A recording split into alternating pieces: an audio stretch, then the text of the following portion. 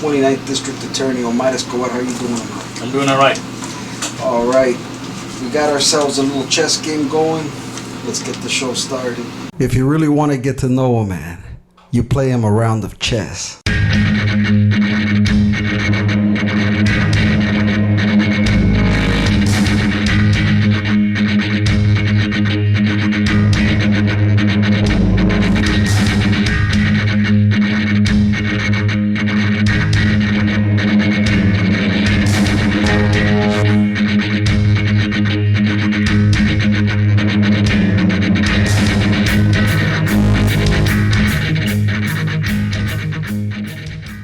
Returning to BPS, Better Public Servant, to shed light on the Rebollar case is 229th District Attorney Omar Escobar. Thank you for joining us tonight, Omar.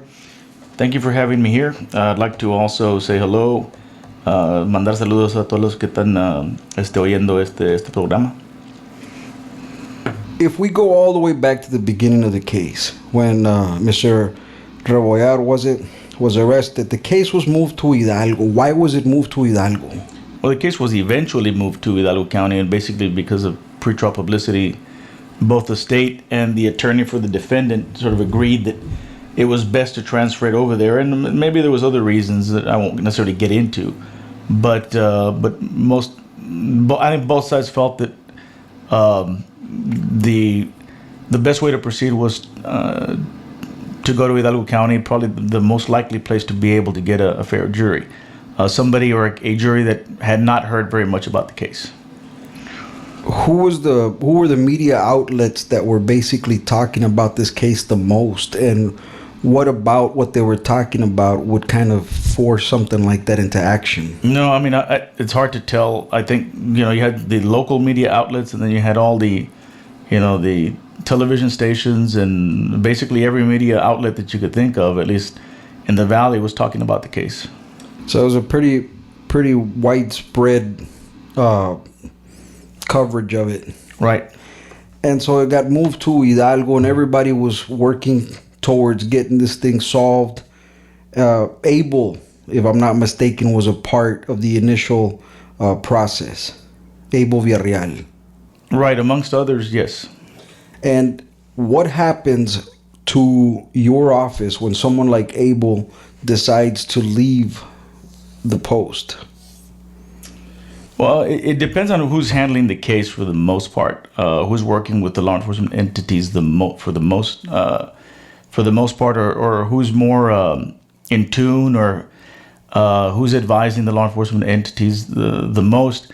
So when you have, for example, an assistant district attorney who knows more about the case, or it can be more than one assistant district attorney that's handling the case, that's working with law enforcement entities and agencies, when that assistant DA, let's say, leaves, or more than one assistant DA leaves, who might be working on the case, the other assistant DAs have to sort of pick up the slack, and then you're going to have to learn the case anew.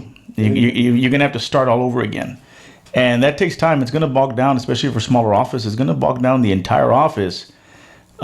Because it's a capital murder case. It's not some kind of, possession of marijuana. It's something that you're going to have to dedicate a lot of time and resources to, and you're trying to handle docket with 50, 60 cases, sometimes more, and then you're trying to dedicate enough time to that also.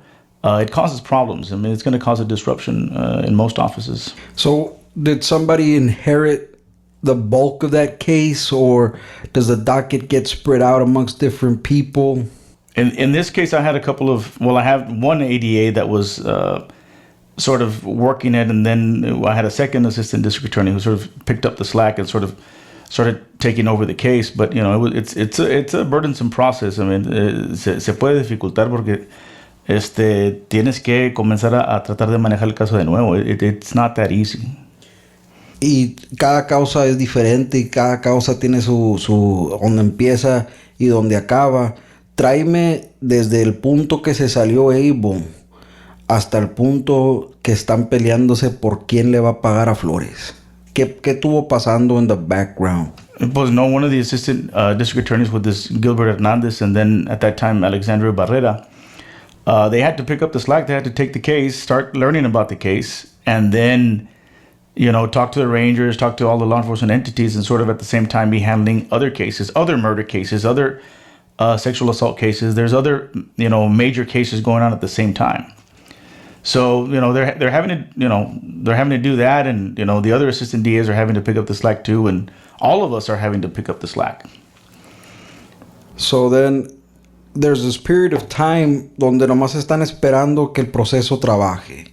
What were y'all waiting for? Well, in most cases, you have pretrial hearings, and in those pretrial hearings, which are, son procedimientos que pasan antes del juicio. There's pretrial hearings as far as discovery and what has been turned over, what hasn't been turned over, bond hearings, and there's just different things that happen. That's just a normal part of the case. And so that's going to take time. I mean, you're going to have, there's, like I said, discovery, and there's evidence that has been tested, has not been tested, that needs to be tested. And, especially for a capital murder case, se lleva bastante trabajo y se va a llevar bastante tiempo para poder finalizar el caso. In 2013, you have Michael Morton come out of prison, and he was granted a pretty substantial amount of money. He turns around and he uses that money and basically comes before legislature and imposes some changes on legislature. How did that affect the Rebollar case? Well, you just have to be more careful about, the kind of stuff that you have to turn over to the defense. Because what happens is that law enforcement agencies or officers or whatever it might be, they might have evidence, or they might have things that they do, and they don't always turn it over to the prosecutors. And it's the prosecutor's responsibility to turn over that stuff. So, the DA's office is tasked with, even if they don't know that something exists, they still have to go and figure out if it exists and then turn it over. So it means you have to be a lot more careful, and there's a lot more work goes into a case because there's more responsibilities. It just makes it more time consuming, and that's the process. That's just the way it has to be. Another thing that I noticed throughout researching and looking into the time that gets added to a case is the difficulty and the backlog that a lot of the laboratories have throughout Texas and throughout the nation. How did that affect the Rebollar case? That's not just in Starr County. That's everywhere. That becomes one of the major issues for prosecutors today, is getting stuff tested. I mean, there's some limitations. The labs kind of usually want to limit the items that you can submit for testing. And the reality is that every single law enforcement entity, todas las agencias de policía, quieren estar utilizando Texas DPS labs para hacer los estudios científicos. In other words, you've got many law enforcement entities, pretty much all of them, all submitting evidence to be tested. And it becomes burdensome for DPS, but that just means that, the cases are slowing down. And I think in this last legislative session, they had to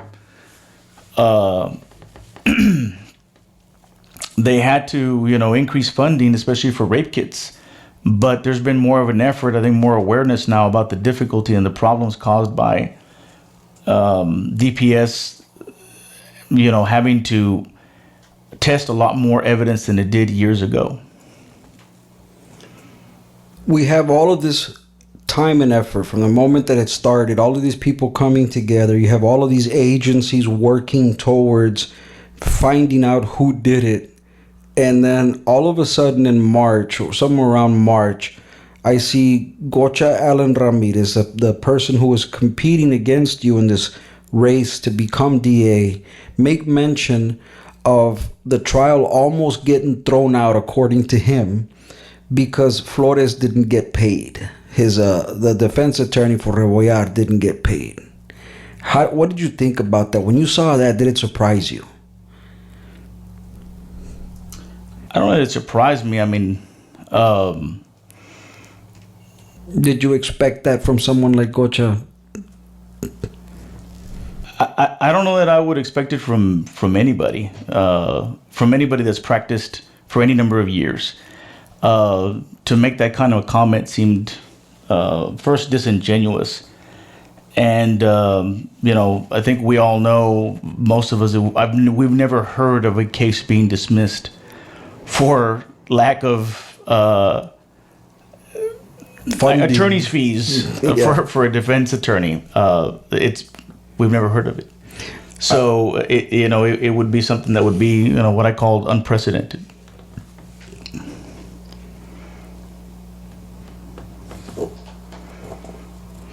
He made mention, or you might have lied about it, that you showed up unprepared for that pre-trial hearing.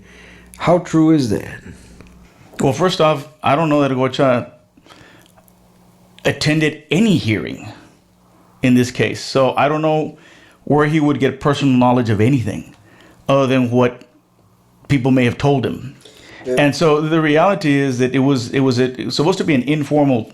At least my assistant DAs thought there was an informal hearing about what was the next step in the case, and it turned into a whole fight about attorney's fees, and they were not necessarily looking forward to talk about attorney's fees at that particular point. And so it's kind of like it turned into some kind of big pretrial hearing about attorney's fees. But there was some mention about the assistant DA, which would have been Gilbert, not taking a file. Well, he didn't expect to have a contested pretrial hearing at that particular day. And so, I didn't think it was sort of a fair assessment to say that somehow they were unprepared. And by the way, I don't even know how many people use briefcases nowadays. Now, pretty much, you see, they got the whole office in the iPad. They've got the iPads, or they got the Surface Pros or the laptops. So, to me, it wasn't it wasn't something that was necessarily problematic. I think a lot of people, though, that aren't really a part of the legal community wouldn't think like that, because they're not a part of it. They would actually take his word for it. And I expected that from Gocha. I expect a lot of things to come out from Gocha that aren't necessarily even remotely close to being true. And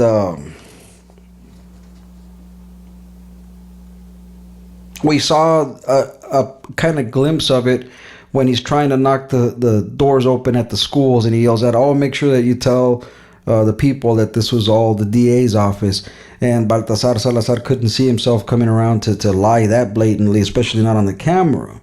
But then we have this hint that there's this kind of background movement against you, and it all revolves around these key phrases that they keep throwing out there.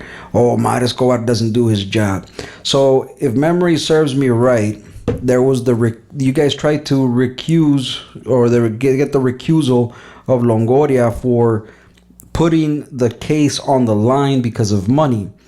And Noe Gonzalez, that judge that you all went to get the recusal of Longoria, he comes out and he basically tells you, do your job, that it's your job to go around collecting attorney's fees. What is going through your mind as all of this is happening? Is it something that you took seriously? Did you see it as a serious threat? Did you at one point feel maybe these guys are going to get the case thrown out? Well, I mean, anytime a judge is threatening it, of course, you're going to have to take it seriously.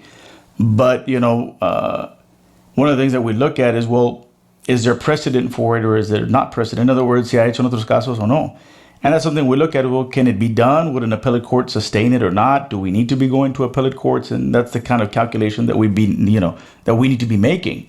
So, but I couldn't disagree more with that particular statement, that somehow it becomes also the burden of the prosecutor, as though we don't have enough, to do as far as burdens that are imposed on the state. Now we got to worry about, the attorney's fees and how much the taxpayers need to be paying these people, and sort of get into that discussion. And so, to me, it seemed pretty strange. The whole thing sounded very strange because it's never happened before. And I've never seen where, the prosecutors have been imposed with the duty of making sure that defense attorneys get paid particular sums of money, especially taxpayer money. It seemed extremely strange to me. Out of all the cases that people could be talking about, it seems like this one had a lot of focus on it. And from even back in March, they kept hinting at the high possibility that this case was going to get thrown out. And then they keep chanting it over and over again at every step of the way, as if to say that everything that you guys did was either going to result in a mistrial or not a mistrial. But they kept saying it over and over again. And as we get closer to the date where the conviction or the verdict finally comes through, they're saying it more and more. Why do you think they were doing that? Well, that's simple. I mean, that's wishful thinking.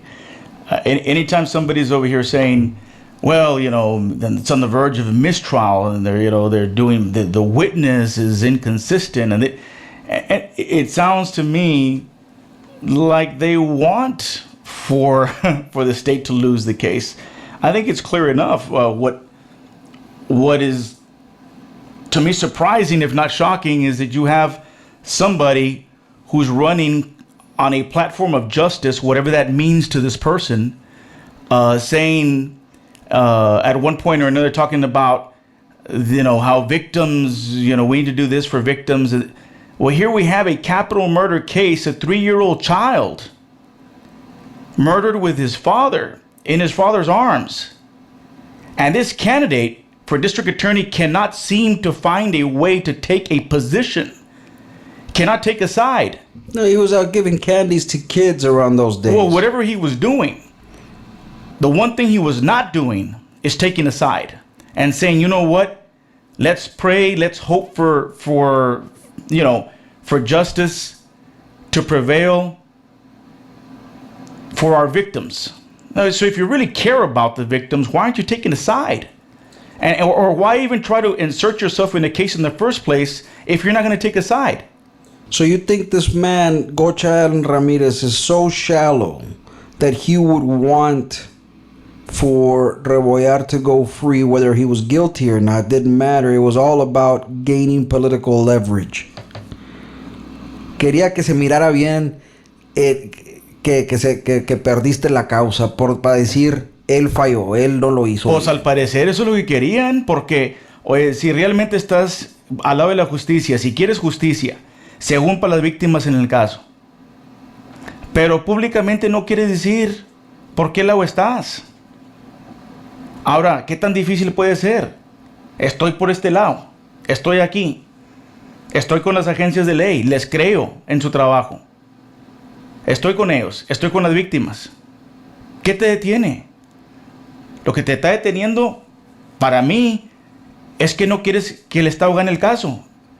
Y realmente, al último de cuentas, pues no vas a querer que haya justicia para las víctimas tampoco. ¿Cómo por un lado puedes estar pidiendo justicia para las víctimas y por otro no agarrar lado? Quiere decir que no querías que ganara la causa. You didn't want the state to win the case. ¿Existe la posibilidad o no que a lo mejor Gocha sabía algo? ¿Qué es la probabilidad que Rebollar sí era inocente? No, I think the state had a good case. I mean, for many reasons, and there's some reasons that I can't disclose because it wouldn't be appropriate to talk about certain evidence. But no, I'm confident about the case. I'm confident in the work that the law enforcement agencies, performed here. And I stand by it. I really do. And I believe them. And so, there are certain things that did come up, but during trial. But I'm confident about the guilt of the defendant in this particular case. There seemed to be a lot of interest in people, whether it's politically motivated or not. Maybe they're just family members of the young man or whatnot. but there seemed to be a bit of interest on when he would be eligible for parole and whatnot, those kinds of questions. I thought it was a little misplaced to be asking that after he just received the verdict. I'm going to trust that the jury saw what they saw, and that if I was sitting in a jury seat, that I would have seen the same thing, and if I would have come up with the same verdict, that the last thing on my mind would be thinking about when this young man would be eligible for parole. But the question did come up. Do you see that as maybe being the after effects of this bias that was created by chanting over and over again that there was going to be a mistrial, or that there's something wrong with this case? I don't know that really that parole would have figured that much into it. The jury wasn't tasked with figuring out when when the defendant would or would not be eligible for parole. That's not something that was really to be considered by them. They were there to really to determine guilt and innocence. That was it. So they found him guilty, and he's on his way on his new life. If Gocha would have been in your chair, do you think the young man would be going on a different path right now?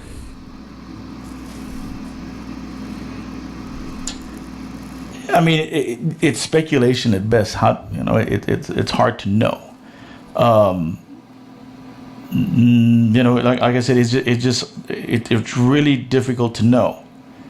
I mean, but in the end, I mean, of what use is 40 years experience defending criminals if your heart is not in defending? Well, that's the issue. I mean, like I said, this is a capital. This is as important, as serious as a case as you're going to find in our system. And somehow or another, I would think that if you're running for a position, it's like running for sheriff, and you can't take a stand against a criminal act, you can't take a stand and stand with law enforcement and say, hey, I believe in you, I trust you. Instead, you just chant justice, justice for the victims, yet when justice gets here, you're silent. That means you weren't for justice. You were out to embarrass. You were willing to sacrifice justice for victims to advance your purpose. And that tells me that type of person, I don't think has their heart in it. I'd be right up, I'd be saying, hey, we need to do this. We need to do this. We need to get this thing done. And when it happens, silence. Nothing. What are some of the things that he could have done throughout this whole process to become more involved with the case, help out, maybe lighten the load a bit for someone? I don't know about lightening the load, but at the very least stand with the victims, kind of say, hey, well, heart goes out to the victims in this case. We wish them and law enforcement the best, and this kind of the kind of stuff that you would say that you believe in them, and that you're hoping that justice prevails. Otherwise, why mention justice at all? Unless you're mentioning justice in the flip side, justice for the defendant. There's only two sides here. I mean, look, there's only two sides. There's the defense and the prosecution.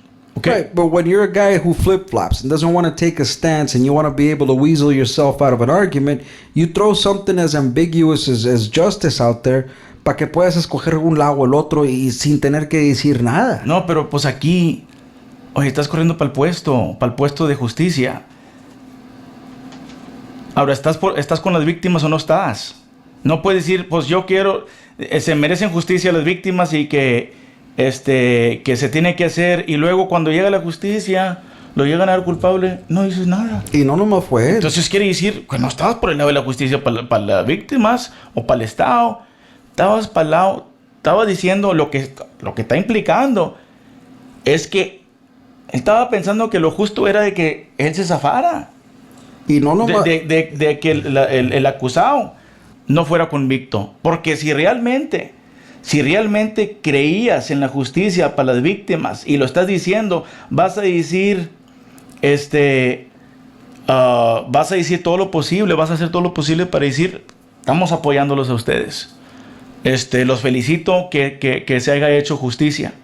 Ahora, si no dices nada, no felicitas, no dices nada, en cambio te portas como que estás derrotado de una causa, pues entonces, ¿para qué lado estabas? Estabas para el lado del acusado. Estaba en el lado del acusado. And he wasn't the only one. Sí, y a lo mejor eso es. There was a lot. How many people in the legal community were also on that side of the fence?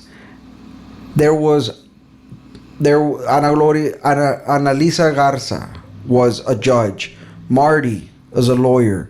Danny's a lawyer. You got Abel Villarreal is a lawyer. You got Enrique Garza is a paralegal. Judy Solis. How many lawyers stood behind there and no one could look at what was there and tell Gocha, hey, this isn't something good?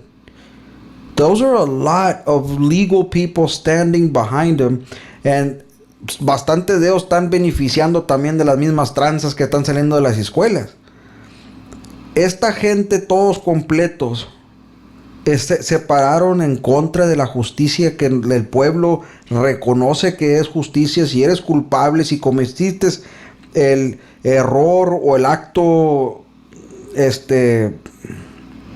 sea lo que sea, el acusado salió que era culpable. Y toda esta gente no pudo. Flores fue la única que dio congratulations por ver sacado un guilty verdict. Pero nomás ella. ¿Dónde están los demás? Pues realmente el silencio te está diciendo todo. Dice más que las palabras en este caso. Según estás buscando la justicia, no nomás para los abogados, para otras personas, si según estás buscando la justicia, o dices justicia para las víctimas, se hace, aquí se da la sentencia máxima que hay, en un caso difícil para comprobar, porque no estaba fácil el caso. ¿Qué eran las dificultades? Lo que pasa es que era un testigo que vio lo que pasó, which is eyewitness testimony.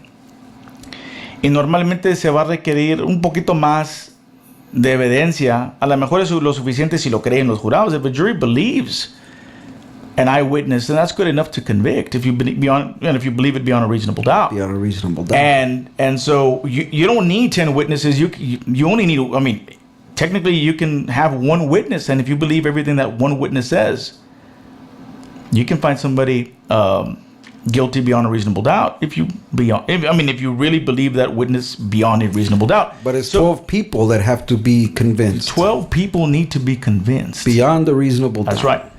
So, there was more evidence in this case. We had a shirt that matched the description that was given by the witness. Like, how would the witness have known that particular defendant was wearing a shirt exactly like the one he said? So, and then that shirt, there was evidence, scientific evidence that it had particles that were at least characteristic of gunshot residue, primer residue. So there was more than, there were more pieces of evidence than that. Then, of course, we have the testimony of us, the alibi. And I think the story of the alibi, that's the one that was the most interesting to this case. Because we had the eyewitness and we had the gunshot residue, and sort of the story, the way it unfolds is interesting. So what was his alibi? Well, the problem is that alibi changes over time. Oh, okay. Let's start from the beginning. What was the first alibi? Well, there are some things I can get into and some things I cannot. Okay. But because during a trial you're going to have rulings, and sometimes evidence is not admitted for whatever reason. That's at the discretion of who? The jury? The judge? No, the judge. I mean, there might be rulings, whether we agree or disagree with them. We have to respect them. But so But the evidence, I mean, the alibi that the defense tried to put on collapsed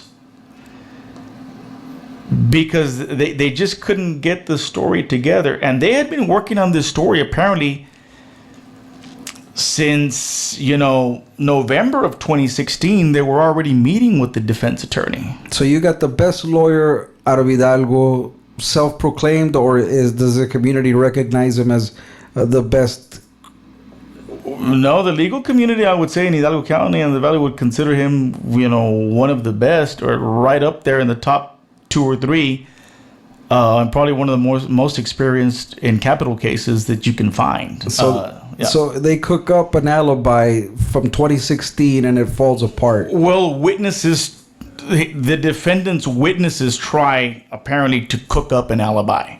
So his buddies try to cook up an alibi, but the alibi folded. I mean, it just collapsed because, at one point, one of the witnesses says, well, he was with me all day, estaba conmigo todo el día, y luego, pero no se fue a traer algo, un pedazo de carne allá a la casita. Y no sé dónde estaba. Pues no sé cuántos, no sé qué tan lejos está la casita de las lomas. Pues ¿cómo vas a saber si sabes a qué casa fue? And so, on the one hand, decía, estaba conmigo todo el día, no se me salió de la vista. Y luego el otro, pues sí se fue. Pero yo sé quién estaba. And so it began to collapse, but it really collapsed when we were able to obtain recordings of jail calls where that witness, I directly asked him, have you spoken to the defendant?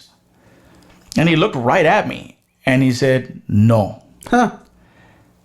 I already had the recordings.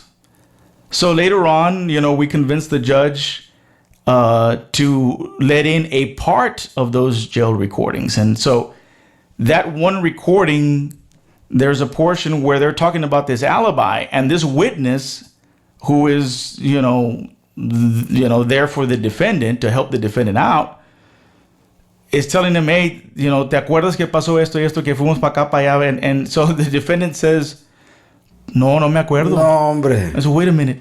Okay, hang on. This guy's entire life hangs in the balance of this alibi. O sea que todo el caso de él, toda la historia de él, se trata de este momento en tiempo y no se acuerda. ¿Cómo no se va a acordar en dónde estaba? Pero los otros testigos que andaban... Ellos sí se acordaban. Esos sí se acordaban. Para mí se pusieron de acuerdo, porque se la pasaron hablando de que necesitaban que para acá y para allá, que necesitaban estar de acuerdo. Y estaban juntándose, tenían reuniones con el abogado y X cosa.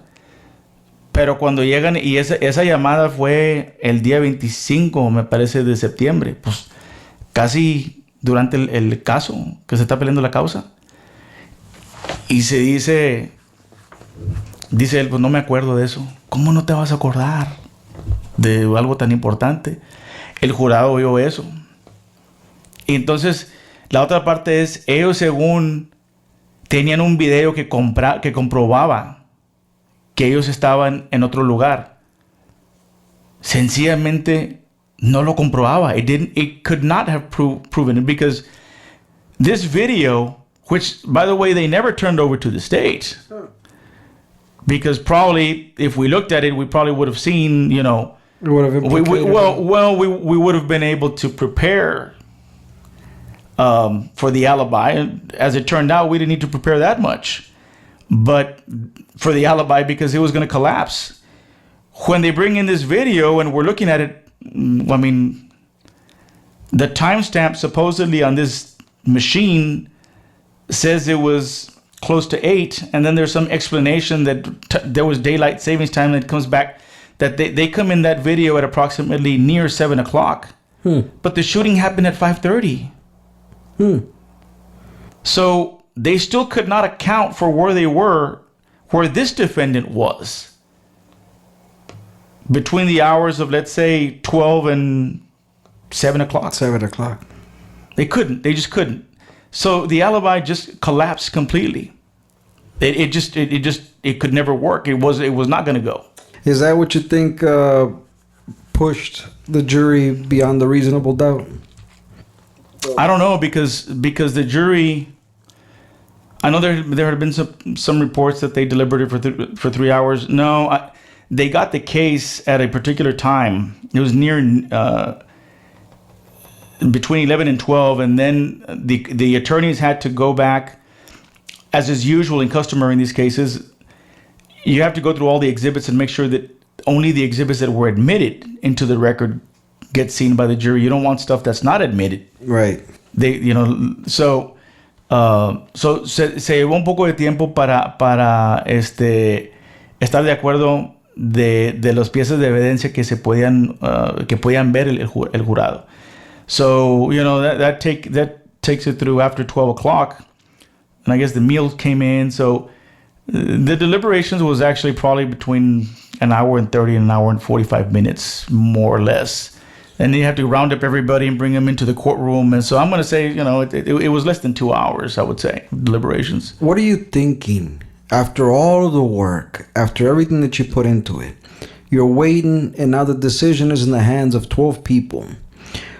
You had some part in selecting those people, right? Well, I did jury selection for the state. You did the jury selection. Yeah, I mean, I had my assistants help me, so they're taking down notes. I think that's usual. The defense attorney, René Flores, had his attorneys helping him out, but he and I did jury selection. He and I did voir dire. It took us. I'm going to say that's one of the longest voir dires I've ever had to do in my career. I mean, we were there since.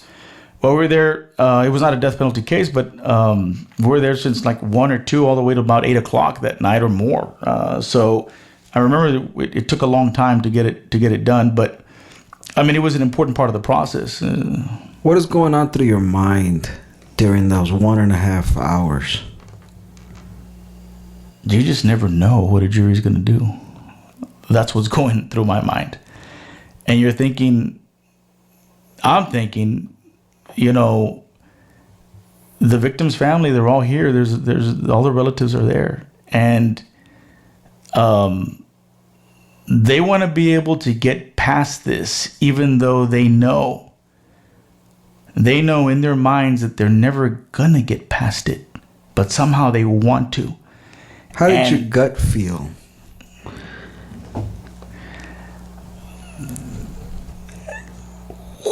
To me, the verdict was fast.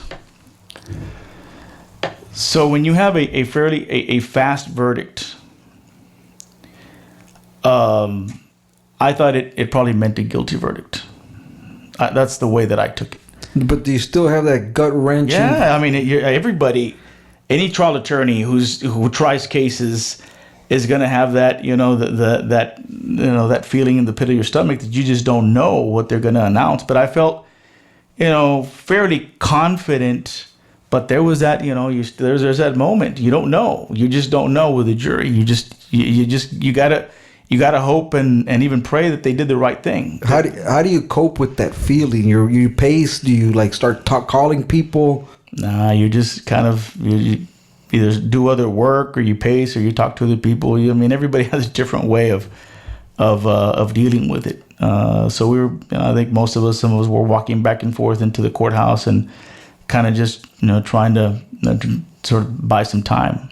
You weren't the only one that was waiting impatiently for the decision. Un pajarito me platicó que Ocha was there to hear your closing arguments. Is that true?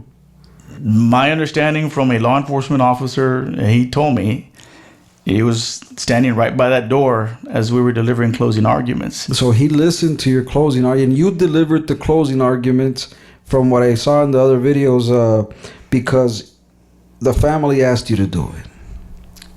Right. 2 family members, the sister and the spouse, Hector's spouse, approached me and sort of they talked to me and said, "Look, we'd appreciate it if you did the final summation of the final closing arguments." And so I said, "Yeah, that's fine. I'll go ahead and do closing arguments." In this particular case, I wasn't going to tell them no.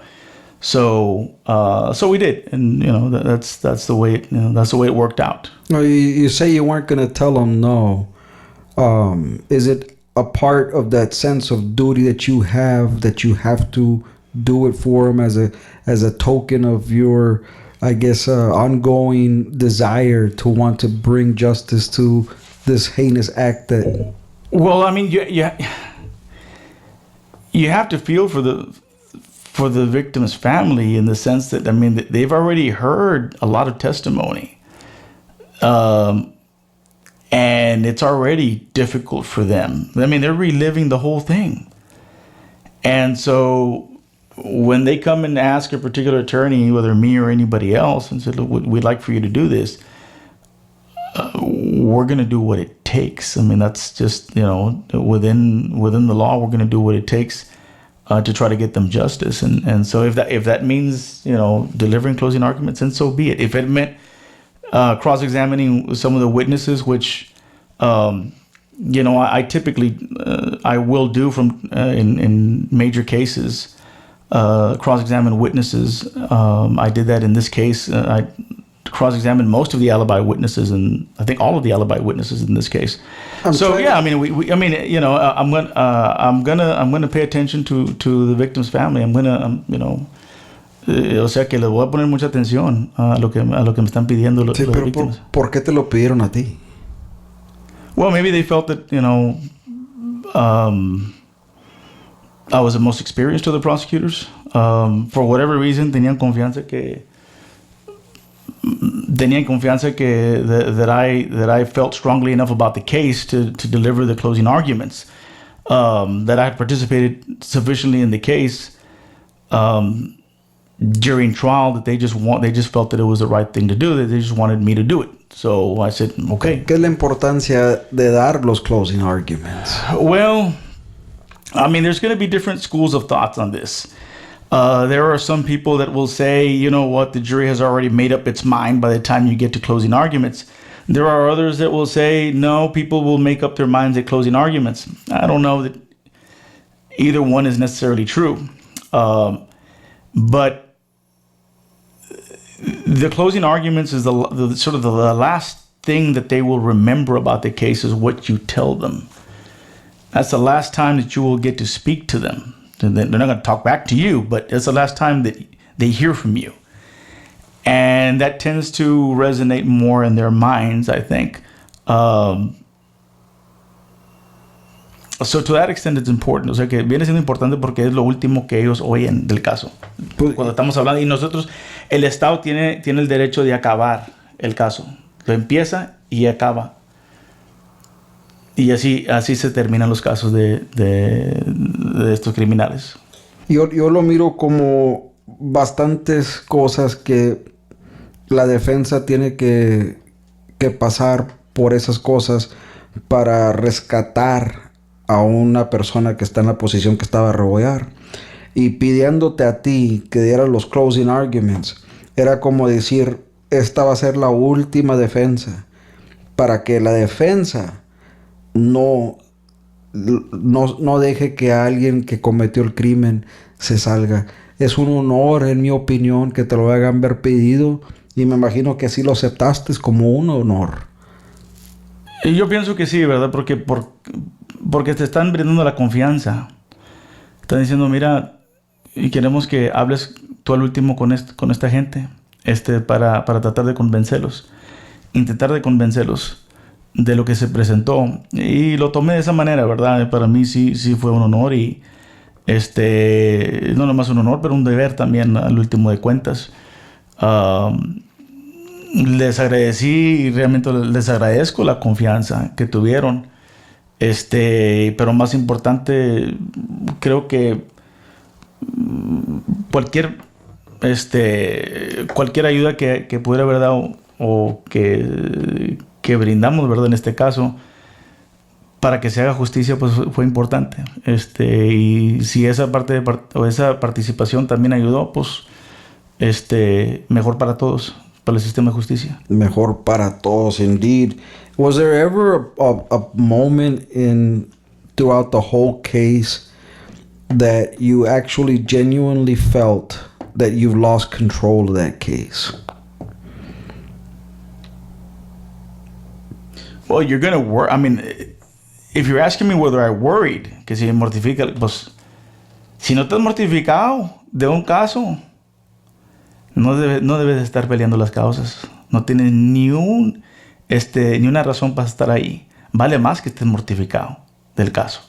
Correct me if I'm wrong, pero Gocha empezó diciendo que él te iba a enseñar a ti cómo llegar otra vez a la corte. No, pues no, las cortes yo las conozco, yo sé cómo se manejan y no es el primer comprobante ni va a ser el último.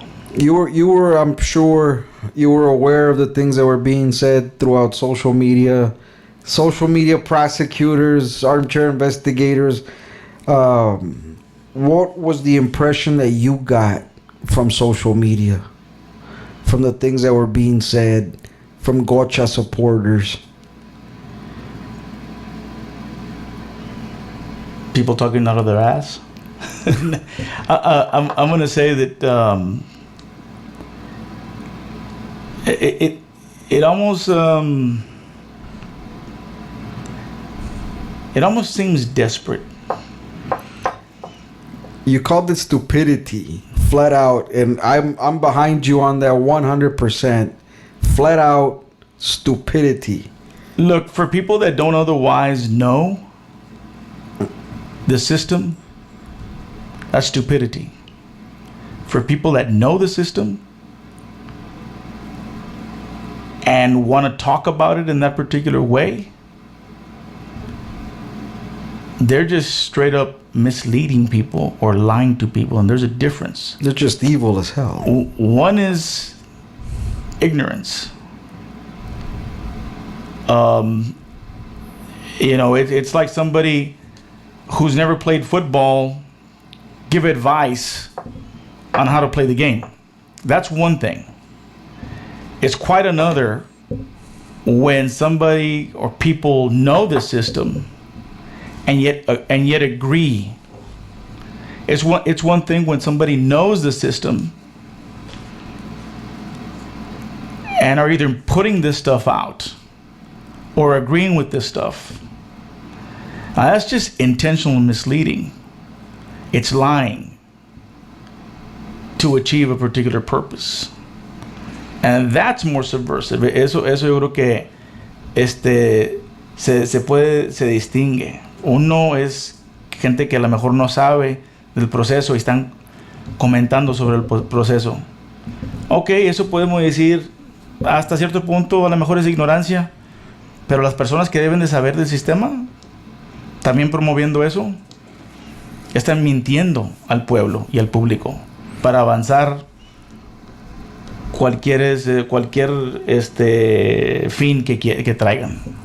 Aquí vino Víctor Canales y le pregunté que comentara él en la dificultad que es hacer el trabajo y correr la campaña al mismo tiempo. And I heard that you were out putting signs up today, and this is after Rebollar, and I understand that up ahead you have more trial cases to see through. I mean, yeah, we've got the Chase Olivares case, and that one's coming up. Very difficult to actually go out and campaign and then be running an office, and also be in.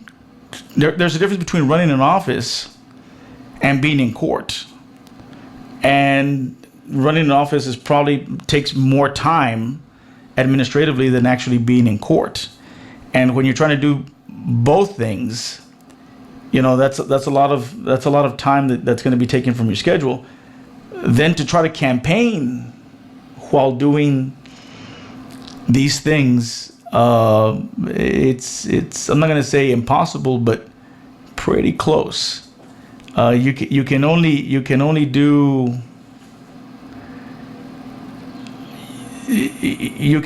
a few things, at the same time before eventually you just can't. And so, of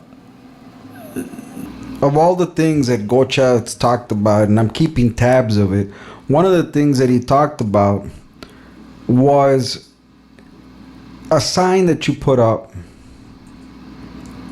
where one of his signs was up, almost complaining that because his was there, yours shouldn't be there.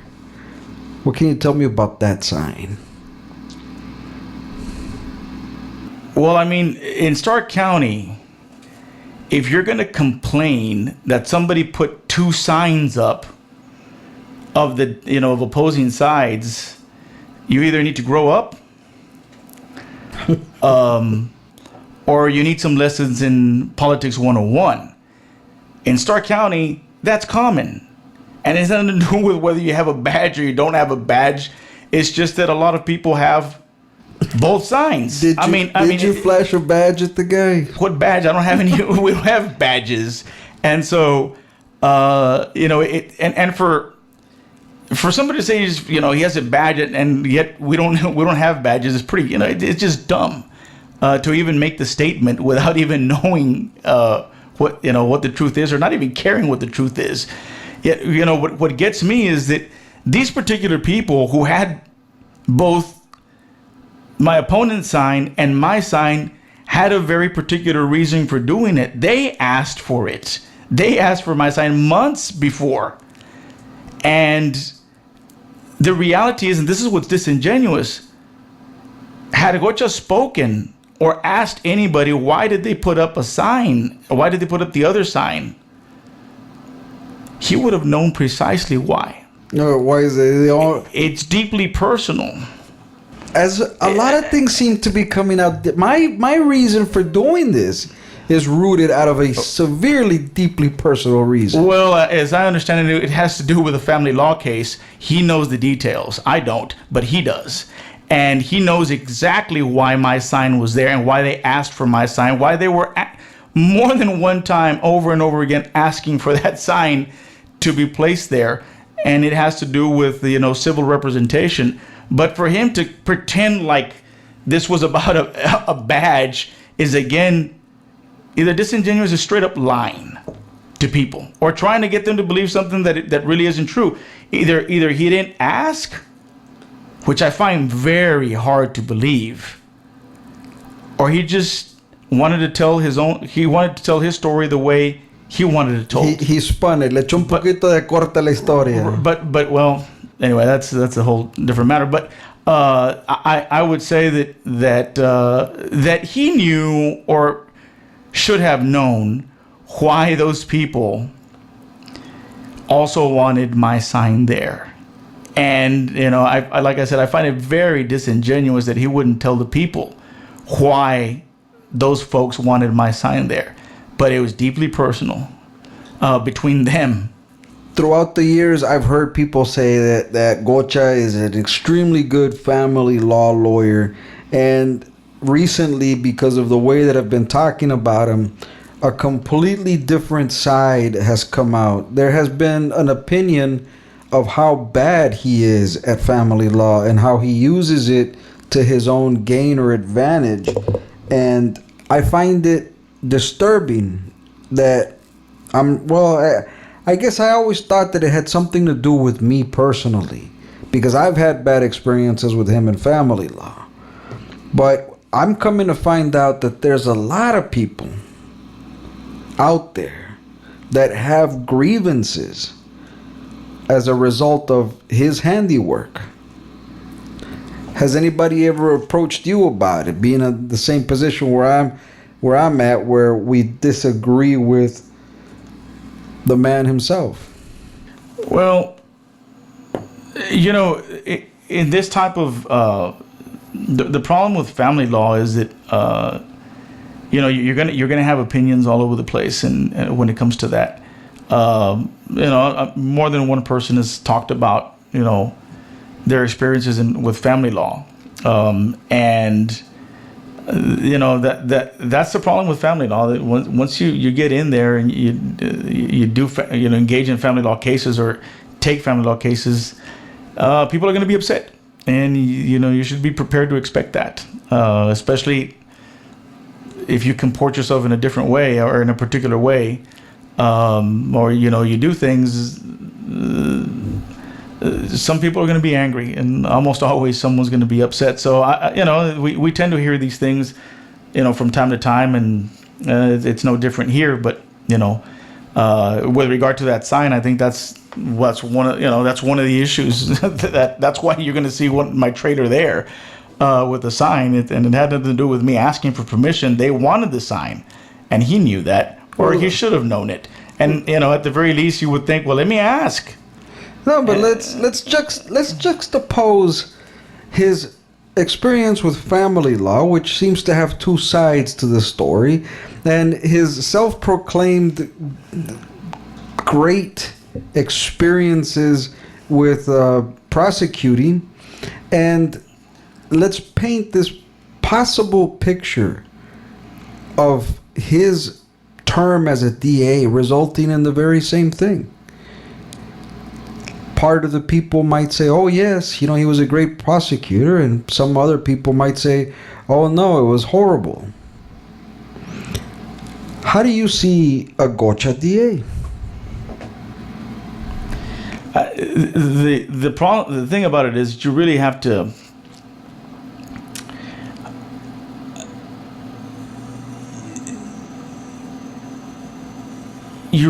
want to do this, even though it's a thankless job in many and victims will thank you and serve, but this position is a position where it's one of the few positions, maybe the only position that I know that if you do your job, people are going to be angry, and if you don't do it, at least in the eyes of some, people are also going to be angry. So whether you do your job or you don't do it, someone's going to be angry, someone's going to be upset.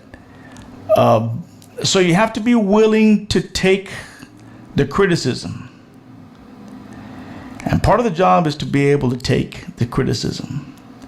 If you can't take it, if you can't take the heat, he can't. You need to get out of the kitchen. He can't. Or not get in there in the first place. And that's important.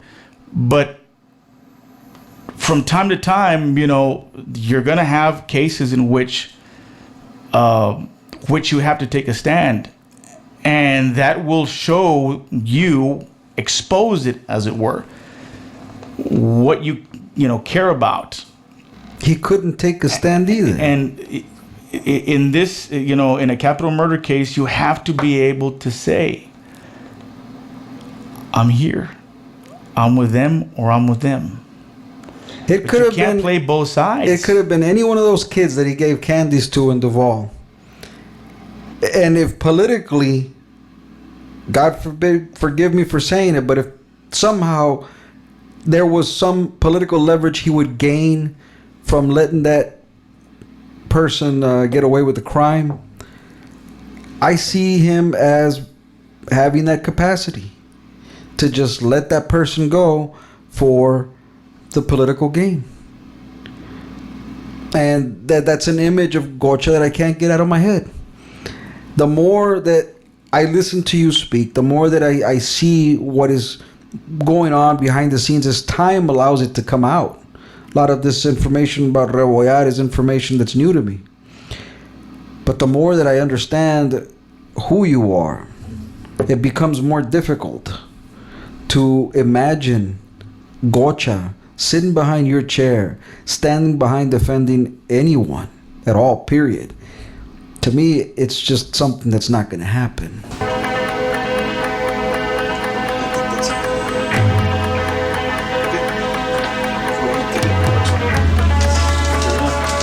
What do you think, Ivan?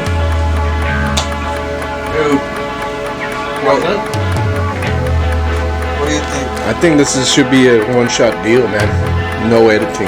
It was good. Really good. I think so. Yeah. Hit the stop, hit the save.